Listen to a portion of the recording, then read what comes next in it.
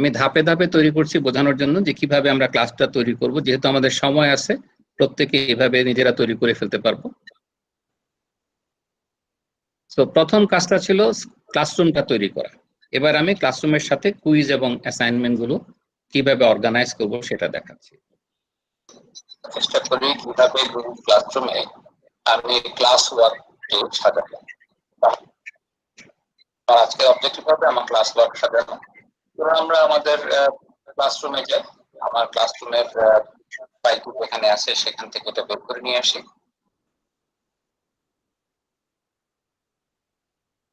মনে আছে নিশ্চয়ই উইথ আমার কতগুলো ক্লাস। তো আমার কাছে মাইক্রোইকোনমিক্স, ল এন্ড ইকোনমিক্স অনেকগুলো ক্লাস আছে। আমি একটা করে ক্লাসে যাচ্ছি এবং দেখাচ্ছি কিভাবে আমি ক্লাসকে সাজাতে পারি।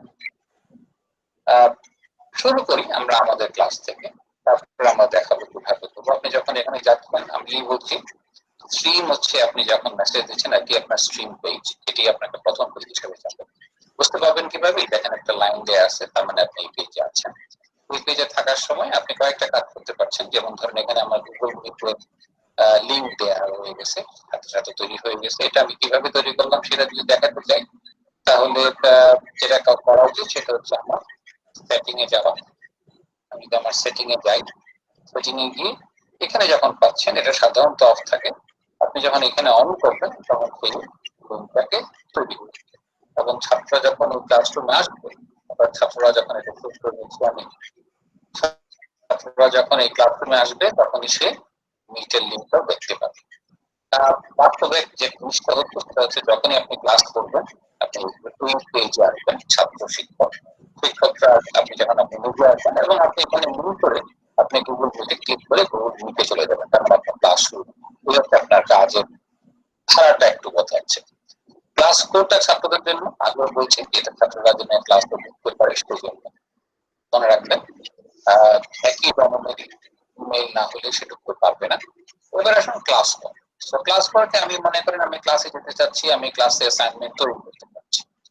আমি যখন ক্লাসে অ্যাসাইনমেন্ট তৈরি করব তখন আমি কাজটা করবো সেটা হচ্ছে ক্রিয়েট, এবং এখানে দুটো তিনটে চয়েস আছে।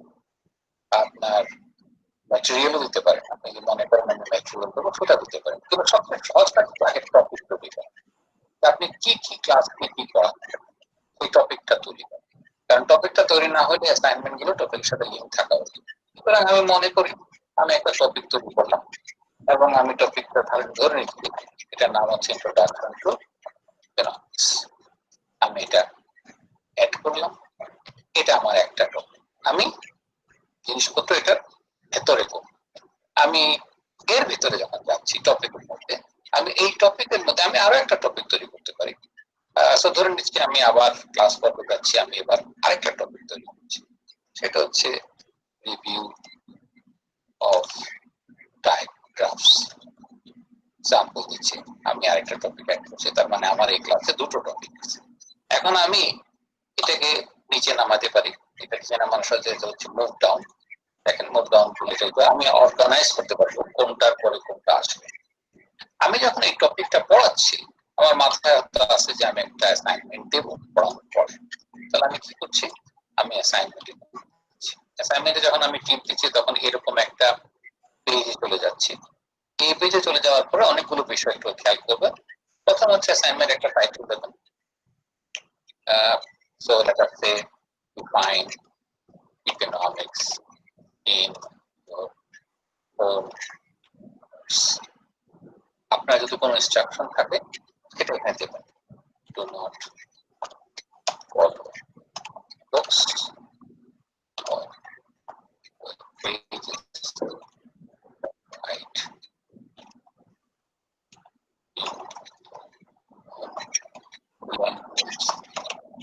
As you understood from class.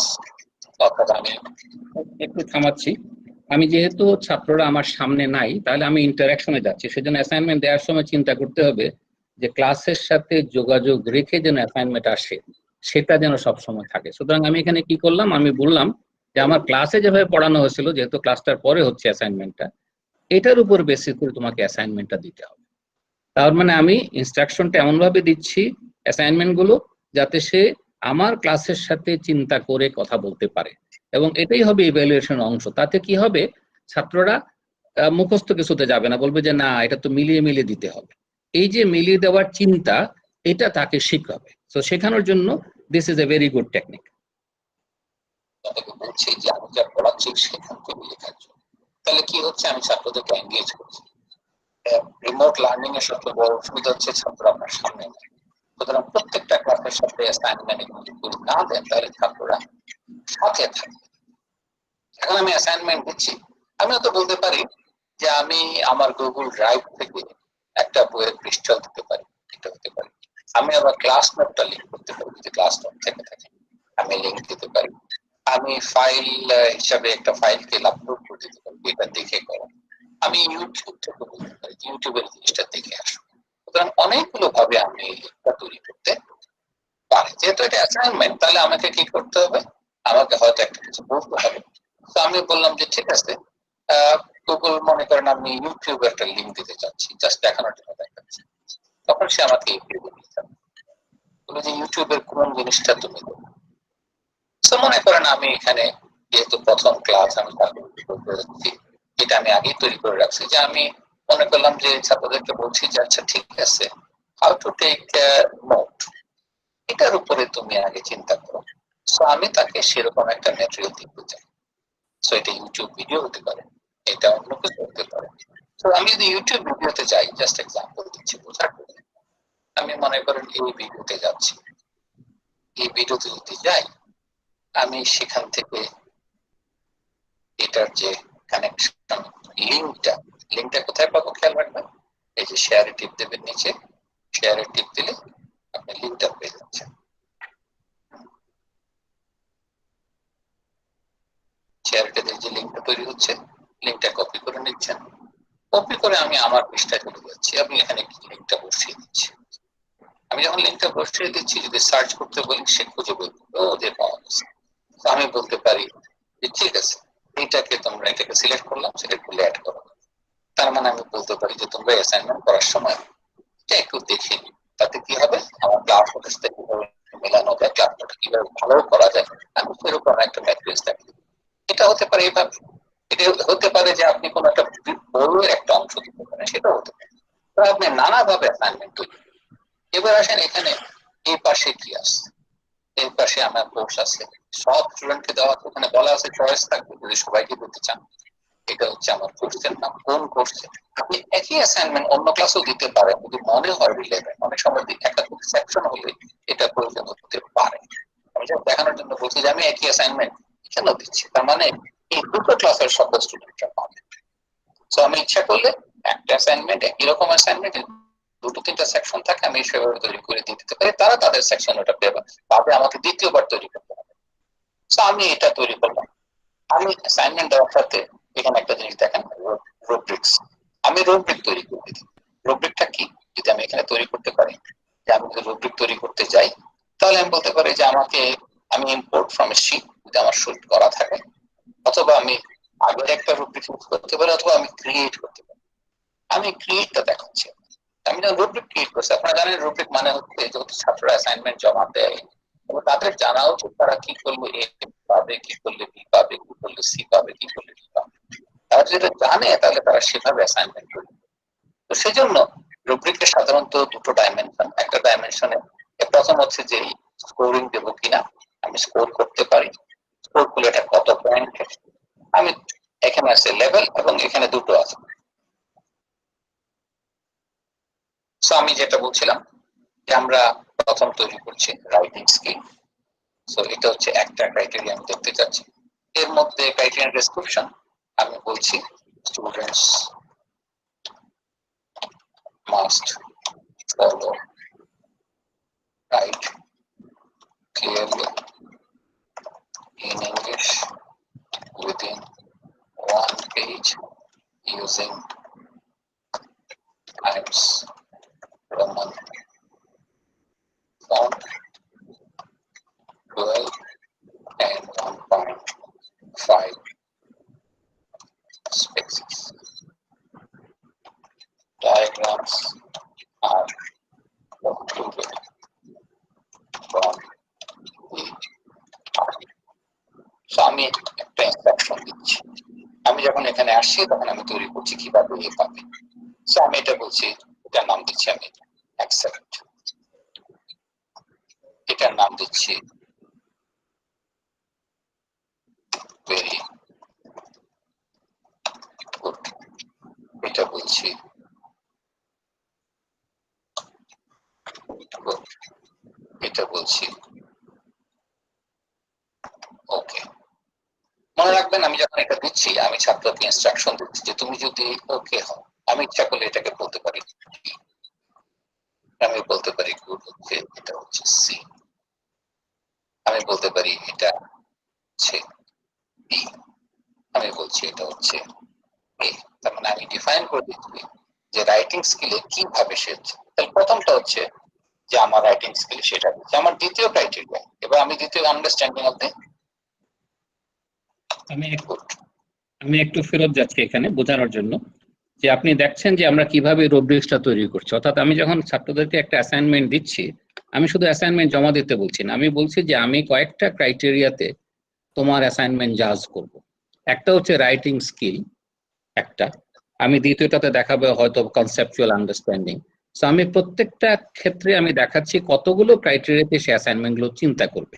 এটার সুবিধা হচ্ছে সে বুঝতে পারবে ডি পেতে গেলে তাকে কি করতে হবে। যেমন ধরেন এ পেতে গেলে কি করতে হবে সেটা বলে দেয়া আছে, excellent quality of writing, precise and within 1 page, 500 word দিতে চাইলে দিতে পারেন, কনফার্মস টু ক্লাস নোট।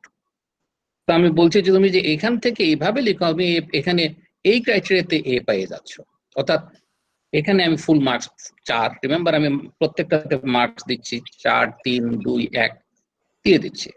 আমি বলছি যে ভেরি গুড কখন হবে এটা আপনাকে চিন্তা, এবং আমি এটা জেনারিক করে রাখছি এই কারণে যে আপনি যদি কোনো রাইটিং অ্যাসাইনমেন্ট দেন যেটা ক্লাস নোট থেকে, তাহলে কিভাবে দিতে পারেন, well written document within the page limit but did not confirm to class note. A পেতে গেলে ক্লাস নোটে আসতে হবে। তো আমি ধরে নিচ্ছি সব ছাত্র ক্লাস নোট থেকে দিতে পারবে না, সুতরাং আমি বলছি বাকি সব ঠিক আছে কিন্তু ক্লাস নোট আসে নাই। অতএব আমি তাকে বলছি যে তুমি কিন্তু বিতে চলে যাচ্ছ। আমি তাকে আগেই বলে দিচ্ছি, স্যার মানে অ্যাসাইনমেন্ট তৈরি করার সময় আমি যে রুব্রিক্সটা দেই সে অনেক চিন্তা করতে থাকবে অ্যাসাইনমেন্ট তৈরি করার সময়। আমি বলছি রাইটিং স্কিল এটা গুড মনে রাখেন, এটা আমি এডিটেড করছি, আমার ধারণা একটু আগে যাই, হ্যাঁ এটা ছিল গুড, আর একটু আগে যাই তাহলে বুঝতে পারবেন এটা ছিল সি। এটা যখন সি, আমি বলছি good writing quality, organized but lack connection to class lectures. So remember, it's not well written, but it's a good writing quality. B, আমি বলছি not conforms to the suggestion in the classes. তাহলে বলতে পারেন F কি? ধারণাটা হচ্ছে যে ছাত্ররা যেহেতু জানে কোনটা A B C D কোথায় সে থাকবে, তাকে সেটা মেনটেন করতে হবে। এটা না হলে সে F এটা যদি মেনটেন করতে না পারে। সুতরাং আমি যখন একটা একটা করে ক্রাইটেরিয়া দিচ্ছি, আমি এখানে 4 মার্কের ক্রাইটেরিয়া দিচ্ছি, প্রত্যেকটা ক্রাইটেরিয়াতে এখানে 4, এখানে 3, এখানে 2, এখানে 1 সেভাবে আসতেছে। এবার আমি আবার চালু করছি পরের ক্রাইটেরিয়াতে। কিভাবে সে, প্রথমটা হচ্ছে যে আমার রাইটিং স্কিল, সেটা হচ্ছে আমার দ্বিতীয় ক্রাইটেরিয়া। এবার আমি দ্বিতীয় আন্ডারস্ট্যান্ডিং অফ দ্য টপিক, আমি বলছি তার মানে দেখেন আমি দ্বিতীয়বারে বলছি, একটা হচ্ছে স্কিল অফ রাইটিং আমার অ্যাসাইনমেন্টের একটা অংশ জাজমেন্টের, আমার দ্বিতীয় অংশ understanding of the topic. must understand the topic of the assignment and it is reflected in the title. So আমি আবারও বলছি যে এটা যদি হয় তাহলে এখানে আমি তৈরি করে দিচ্ছি যে আমি প্রথম পয়েন্ট করছি যে 4, আমি লেভেল বলছি এক্সেলেন্ট, বলছি এটা এ। সো কিভাবে আমি এটা চলো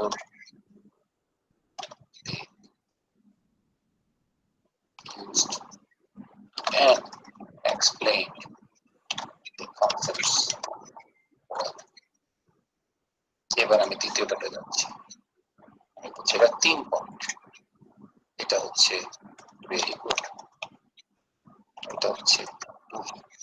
সো আমি এভাবে তৈরি করি। আপনার প্রশ্ন হতে পারে তবে কয়টা ক্রাইটেরিয়া, আপনি যতগুলো ক্রাইটেরিয়া মনে করতে পারেন তার মানে আপনি অ্যাসাইনমেন্টে এরকম একটা প্রতিটা কোর্সে অ্যাসাইনমেন্টে এরকম করে একটা রুব্রিক তৈরি করে দিচ্ছেন। তখন আমি যখন ছাত্র হব তখন কি হবে, আমি চেষ্টা করব এইটা ম্যাচ করতে। আমি জানি যে টিচার এই 3টা ক্রাইটেরিয়াতে আমার অ্যাসাইনমেন্টে বা 4টা ক্রাইটেরিয়া, এটা যদি রুব্রিকটা তৈরি করা থাকে তখন ছাত্ররা সেটা ম্যাচ করতে চেষ্টা করে। আপনি বলতে পারেন তাহলে ফেল কারা করে? থিওরিটিক্যালি যদি এটাও কেউ অ্যাচিভ না করে তাহলে তারা ফেল করছে, এটা নিয়ে আপনাকে আর বলতে হবে না। কিন্তু পাস করতে গেলে এই হচ্ছে তার রুব্রিক্স, এটা হচ্ছে আপনার স্ট্র্যাটেজি। তাহলে আপনি এরকম একটা রুব্রিক্স সেভ করে রাখবেন, আপনি এটাকে রিউজ করতে পারেন অন্য অ্যাসাইনমেন্ট। আমি যখন এখানে আসছি তখন আমি বলছি যে এটা, এবং এই রুব্রিক্সে দেওয়া আছে 2টো ক্রাইটেরিয়া। এখানে দেখেন আমি যেহেতু দুটো আমি করিনি পুরোটা, অন্য একটা অ্যাসাইনমেন্ট আমি করে দেখাতে পারবো যে আরো বেশি করা আছে, বাট আমি বোঝাচ্ছি যে কিভাবে আমরা রুব্রিক গুলো তৈরি করতে পারি। ক্লাস অনুযায়ী আপনি যদি রুব্রিক তৈরি করে ফেলেন তাহলে ক্লাসগুলো ইন্টিগ্রেটেড হবে, ছাত্ররা বুঝতে পারবে যে আমাকে যদি যারা এই টার্গেট করছে তারা জানে কোথায় এ পাইতে হবে, সুতরাং সে সেভাবে ম্যাচ করে যাবে একটার পর একটা। আমি এটাকে এই রুব্রিক্সটাকে এখানে ইউজ করছি, তার মানে ছাত্ররা জানে এই অ্যাসাইনমেন্ট আমি কিভাবে দেবো। আমি কত মার্কসের অ্যাসাইনমেন্ট, আমি এটাকে আমার মতো মার্ক বসাই দিতে পারি। 10 মার্কের অ্যাসাইনমেন্ট, কোনো অসুবিধা নেই।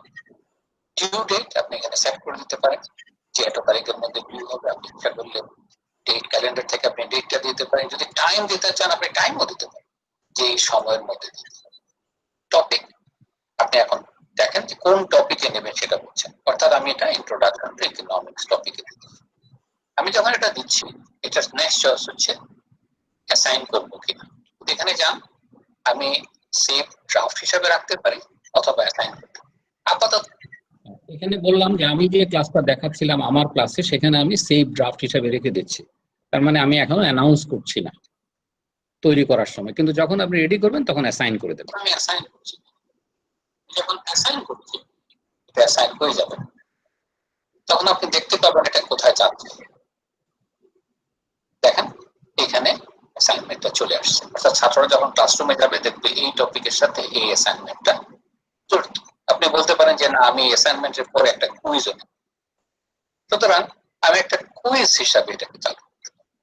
আমি যখন কুইজ হিসাবে যাবো অ্যাড যদি করতে চান, এটা সাধারণভাবে আপনাদেরকে কুইজ তৈরি করার নিয়মটা আমি আরো একটা ভিডিওতে দেখিয়েছি, সুতরাং আমি সেটা দেখাচ্ছি না। বাট আপনি কুইজের মধ্যে এটা একটা টাইটেল দিতে পারেন, কুইজ ওয়ান।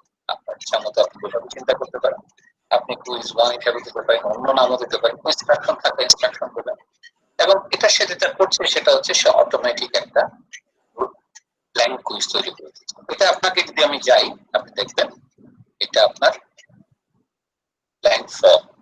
এই ফর্মটাকে আপনি যেভাবে ইচ্ছা কুইজ তৈরি করতে পারেন, আমি সেটাকে যাচ্ছি না এই ক্লাসে, বাট আমি লজিকটা দিচ্ছি। যদি এটা তৈরি করেন তাহলে সে কুইজটা লিঙ্ক করে। আমি এখান থেকে বেরিয়ে যাচ্ছি, আমার কুইজ ফর্ম ধরবে গ্রেড, আপনি ইচ্ছা করলে ওখানে গ্রেডিং তৈরি করতে হবে, রুব্রিক দিতেও পারেন যদি অ্যাসাইনমেন্ট ওরকম হয়। ডিউ ডেট সেটাও আপনি দিতে পারেন, যত তারিখে ডিউ ডেট তাকে দেবেন। এটা যদি 2টো সেকশন দিতে চান আপনি সেটাও দিতে পারবেন, 2টো সেকশন থাকলে। তার মানে এগুলো সব কিন্তু আপনি এখানে সিনক্রোনাইজ করতে পারবেন, যেটা একবার তৈরি করছেন। আমি যখন এখানে যাচ্ছি, স্যার যেটা বলছিলাম যে আমি এটা অ্যাসাইন করে দিলে এটা এইভাবে আসতেছে।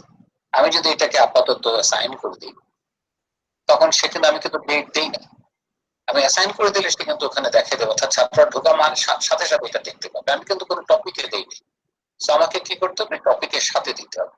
Let us go back. তাহলে আমাকে এখন কি করতে হবে, টপিকের সাথে কানেক্ট করতে হবে। আমি একই টপিকে দিতে পারি, আমি ইচ্ছা করলে ডিউ ডেট আবার অন্য একটা ডিউ ডেট দিতে পারি যদি মনে করি, অথবা আজকের মধ্যেই দিতে হবে সেটাও করতে পারি। ক্লাসের অ্যাসাইনমেন্ট অ্যাসাইন করার পরে আপনি পয়েন্ট আপনি নিজেই জানেন, সেটা আমি আর ব্যাখ্যা করছি না, আমি সেভ করে দিচ্ছি।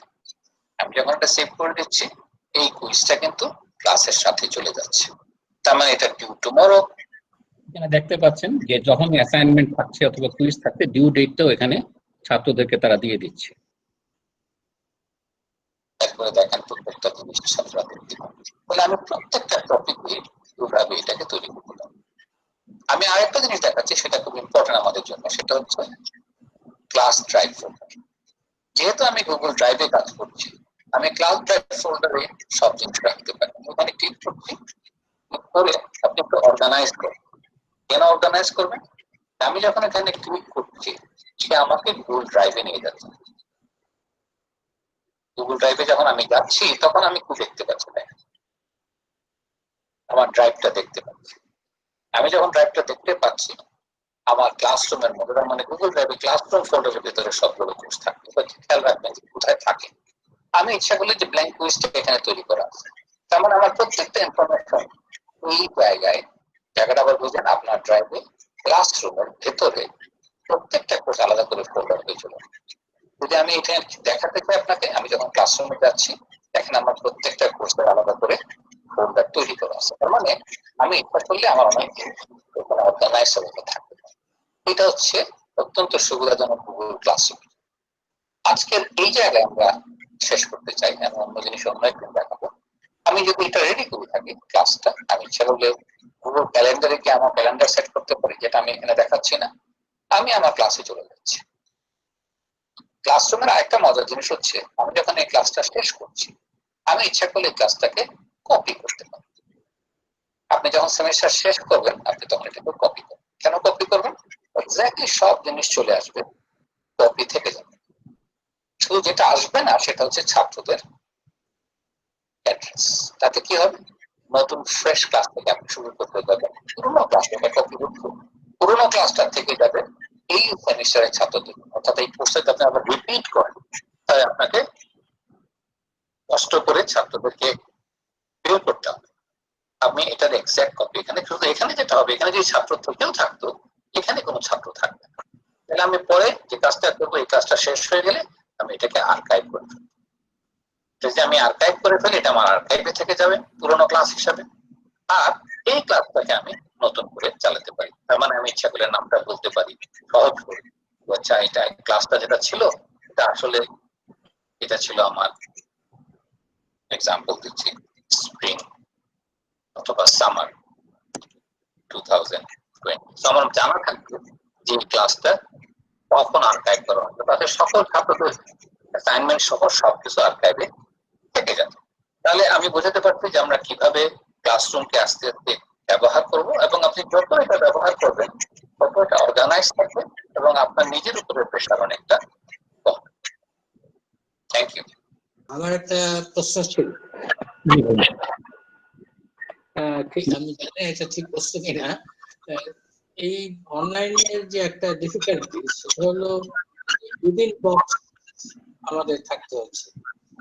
আপনি ছেলেমেয়েদেরকে জাজ করছেন অন দ্য বেসিস অফ ওর অ্যাসাইনমেন্টের সাথে ঠিক আছে, কিন্তু if he is really a very good person, so he or she doesn't think within the box.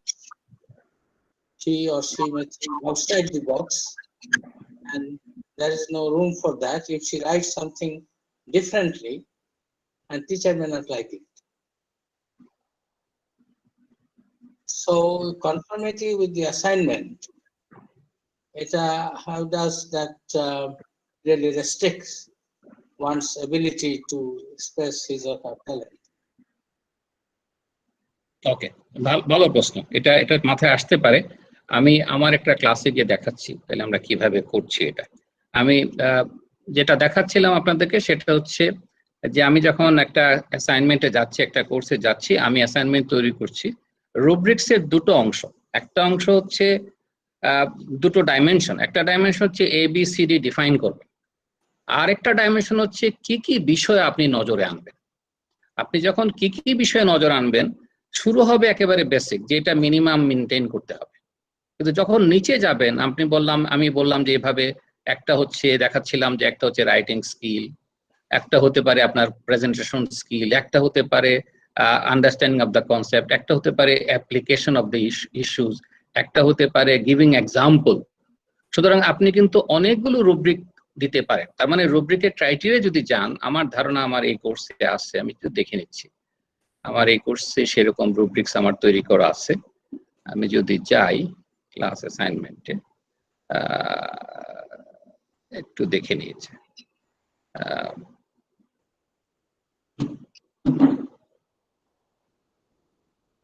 কোর্সে থাকা উচিত। আমি রেডি করছিলাম এখানে রুব্রিক্সে। আমি যদি এটাতে যাই, এডিটে যাই, এখানে যদি আমি রুব্রিক দেখেন, এখানে আমি রুব্রিক দিচ্ছি 5টা। তার মানে আমার 5টা ক্রাইটেরিয়া দিয়ে আমি ছাত্রদেরকে জাজ করব। এখানেই তাকে আপনাকে সুযোগ দিতে হবে। আমি প্রথমটা বলছি ডেমনস্ট্রেশন অফ নলেজ। তাকে দেখাইতে হবে যে সে নলেজেবল, এটা হচ্ছে প্রেজেন্টেশনের অংশ। তারপরে আমি বলছি আন্ডারস্ট্যান্ডিং, তারপরে আমি বলছি অ্যানালাইসিস অথবা অ্যাপ্লিকেশন। এবং যেহেতু গ্রুপ অ্যাসাইনমেন্ট যদি থাকে, আমি এটাও বলছি গ্রুপ ডাইনামিক্সটা আমি দেখব। কিভাবে দেখব? যে গ্রুপের মধ্যে কোঅর্ডিনেশন কোথায় এক্সেলেন্ট পাবে আমি বলে দিচ্ছি, যে যদি গ্রুপ অ্যাসাইনমেন্ট হয়, excellent coordination among groups members and learning from each other. তার মানে আমি প্রশ্ন করে প্রেজেন্টেশনের সময় সেটা জানতে চাইবো যে কিভাবে একজন আরেকজনের কাছে, যে একজন প্রেজেন্টেশন করলো আমি আরেকজনকে প্রশ্ন করছি, তো আমার দায়িত্ব হবে ভেরি অ্যাক্টিভলি বোঝা যে এটা কিভাবে করছে। আর সবশেষে দেখেন অরিজিনালিটি, আমি সেটাও বলতে পারি new idea relevant to the topic. এটাও যদি কেউ, তার মানে ছাত্ররা জানে যে আমাকে যদি আসতে হয় তাহলে এই ক্রাইটেরিয়া গুলো মিট করে আসতে হবে। আমি 4-5টা ক্রাইটেরিয়া ধরে প্রত্যেকটা ক্রাইটেরিয়াতে আমি A B C D define করছি। তাহলে আমি যখন ছাত্র হব তখন আমি চিন্তা করবো, আচ্ছা আমাকে A পাওয়া মানে সবগুলো মিট করতে হবে। তাহলে আমাকে এটাকে চিন্তা করতে হবে। চিন্তা করতে গিয়ে আমাদের objective of the whole education হচ্ছে কিভাবে সে শিখবে। তাহলে এটা যদি আজ ফুলফিল করতে হয় তাহলে সে শিখে যাবে জিনিসটা, সেটা যেভাবেই শিখুক, শিখে যাওয়াটাই হচ্ছে আমার কাছে ইম্পর্টেন্ট। সুতরাং আমি চেষ্টা করলে নতুন ক্রাইটেরিয়া দিতে পারি এবং আমি সেই ক্রাইটেরিয়াতে তৈরি করতে পারি। সুতরাং আমি দেখাচ্ছিলাম একটা লোয়ার লেভেলে, সেই জন্য এটা দেখাই নাই। বাট আমি যখন রুব্রিক তৈরি করব তখন আমাকে চিন্তা করতে হবে, আচ্ছা আমি কিভাবে রুব্রিকটা তৈরি করে আমি ছাত্রদের ব্রিলিয়েন্সটাও দেখতে পাবো। সুতরাং সেভাবে চিন্তা করবেন। শুধু তফাৎ হচ্ছে 5টা হওয়াতে একটা ক্রাইটেরিয়া হচ্ছে ওটা। তার মানে এটা কিন্তু ধরেন রাফলি 20% অফ দি ভ্যালুস। সুতরাং এখানে হিসাব করলে মার্কসটা কিন্তু সহজে চলে আসবে। আমি এভাবে এখানে হয়তো দেখাবো না আজকে, বাট আমরা এক্সেল শিটে আমি ওইভাবে মার্কসটা তৈরি করি। প্রত্যেকটা ছাত্রের এই মার্কস দেওয়ার সাথে সাথে আমি যখন প্রেজেন্টেশন হচ্ছে আমি একটা একটা করে অথবা অ্যাসাইনমেন্টে একটা একটা করে মার্কস দিচ্ছি। যোগ করলে অটোমেটিক সে তার গ্রেডটা পেয়ে যাচ্ছে। ছাত্ররা ইন্ডেক্সের মধ্যে হচ্ছে। জি জি জি। তার মানে আমি আপনার প্রশ্নটা আনসার করতে পেরেছি। হ্যাঁ, তো আমি ভালো প্রশ্ন এই কারণে যে অনেকের মাথায় আসতে পারে যে আমি ছাত্রদেরকে কিভাবে এটাকে এক্সেলেন্সটা তৈরি করব। সুতরাং আপনাকে চিন্তা করতে হবে আমি কোথায় এটা নেব। সো রুব্রিকটা তৈরি করাটা একটা মজার কাজ, এবং আমার কাছে মনে হচ্ছে ভালো শিক্ষকদের রুব্রিক তৈরি করতে শেখাটাও একটা কাজ। এটা খুব ইম্পর্টেন্ট যে কিভাবে আমি রুব্রিক তৈরি করি। নানা ধরনের কোর্সে নানাভাবে নানা রকমের রুব্রিক অ্যাভেলেবল। তো সেটা আমি জাস্ট ব্যাখ্যা করার জন্য বললাম। আর কোনো প্রশ্ন আছে? আমরা একটা ব্রেকে যেতে পারি, যত সবাই বসে আছেন অনেকক্ষণ যাবত, আমরা একটা ব্রেকে যেতে পারি। Parvez raise hand. স্যার, হ্যাঁ স্যার শুনতে পাচ্ছেন? স্যার শুনতে পাচ্ছি। একটা কোয়েশ্চেন ছিল স্যার। আপনি যে সিস্টেমটা বলছেন খুব ইলাবোরেট এবং এটা সবার জন্যই ভালো, ট্রান্সপারেন্সির জন্য এবং স্টুডেন্টদের জন্য। কিন্তু স্যার যেটা মনে হচ্ছে যে এত যেখানে অ্যাসাইনমেন্ট বা ইত্যাদি ইত্যাদি এটা ট্র্যাকের জন্য, এটার জন্য একটা টিএ বা জিটিএ খুব ইনএভিটেবল হয়ে যায়। বিকজ মানে এটা এক একটা জিনিসই তো হচ্ছে খুব ইলাবোরেট মনে হচ্ছে। একা একটা ফ্যাকাল্টি এটা করতে পারবে স্যার? আমি জাস্ট জিজ্ঞেস করছি এখানে। না, প্রথম কথা হচ্ছে তৈরি করাটা আমরা নিজেরা করবো। বাট আমি যেটা দেখছি যেটা ইম্পর্টেন্ট বোঝা, সেটা হচ্ছে আমি যদি একটা কোর্সে আমার 10টা টপিক থাকে, আমার প্রত্যেকটা টপিকে যদি 20 দিনের ক্লাস, 25 দিনের ক্লাস, তার মানে আমার প্রত্যেকটা টপিকে 2টো করে অ্যাসাইনমেন্ট যদি আসে, তাহলে 10 × 2, তাহলে অলমোস্ট 20 অ্যাসাইনমেন্ট চলে আসছে। এই 20 অ্যাসাইনমেন্টে আমাদের যে ছাত্রদের অবস্থা সেটা হচ্ছে অনেক ছাত্র সময় মতো সাবমিট করে না, অনেকে ভুলে যায়। এই ইস্যুস গুলোকে মনিটর করার জন্য I think it is role of the TA is very important. Marking এর জন্য না, বাট এই রোলটা ইম্পর্টেন্ট। কারণ আমি যদি এভাবে চিন্তা করি, আমি যদি 20 জন ছাত্র চিন্তা করতে পারি, জি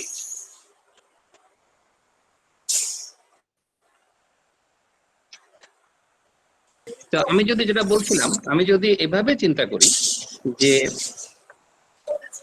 যে আমার উদ্দেশ্য হচ্ছে 20টা অ্যাসাইনমেন্ট, আমার 4টা যদি কোর্স থাকে তাহলে অলমোস্ট 80টা, এবং আমার ছাত্র যদি প্রতি ক্লাসে 20 জনও হয় তাহলে বিশাল অংশ। এই জন্য আমার কাছে মনে হচ্ছে সাধারণত আমরা যেটা করি এই সমস্ত কেসে আমরা টিএ দের অ্যাসিস্ট্যান্টটা এই জন্য দরকার, যেটা ম্যানেজ করার জন্য। এটা অলমোস্ট ইম্পসিবল, কারণ রিমেম্বার ক্লাসে সামনাসামনি থাকলে আমি ছাত্রকে দেখতে পাচ্ছি, সে আমার সামনে আছে, এখানে কিন্তু সে সামনে নাই। সুতরাং আমার কাছে মনে হচ্ছে তাদের রোলটা more important. Thank you sir, thank you.